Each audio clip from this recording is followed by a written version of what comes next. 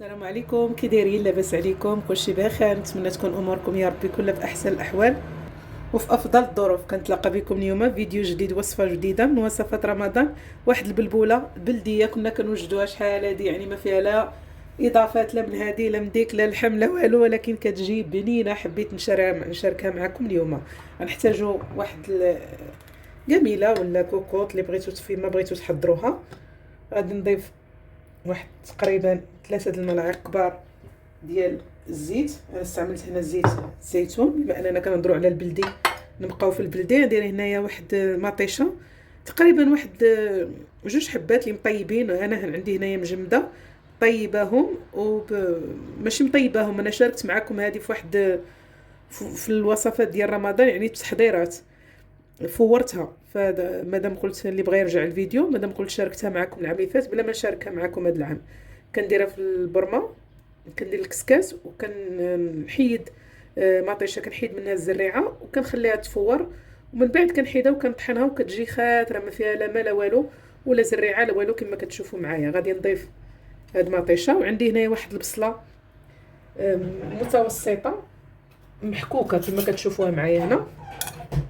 نضيف صافي. عندي هنايا القزبر معدنوس وكرافس مخلطين.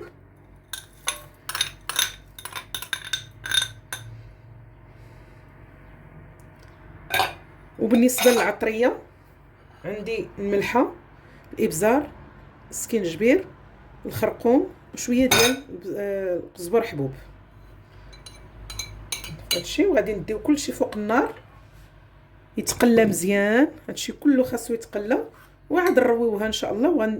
في هاد الاثناء غادي غنغسل البلبوله ديالي من بعد ما نقيتها. عندي هنايا البلبوله الغليظه صافي، وغادي نغسلها وغادي نخليها، يعني تنبغي نرميها على الباقي المقادير. بقاو معايا.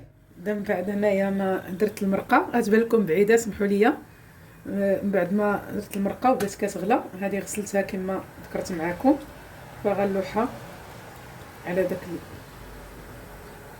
المريقه، وغادي نخليها طيب على خاطرها، ومره مره نحركوها، مره مره نحركوها وصافي حتى طيب ان شاء الله، ونتلاقاو في النتيجه النهائيه. اذا هذا هو القوام اللي خصو يجي عليه. الحريره ديالنا خصها تجي بهذه الطريقه، يعني هذا طايبه على المهل. نتلاقاو ان شاء الله في النتيجه النهائيه. الان كتكون هذه هي النتيجه النهائيه ديال الطبق ديالنا. نحسوها كتجي غزاله بزاف. انا شتوني شاركتها معكم.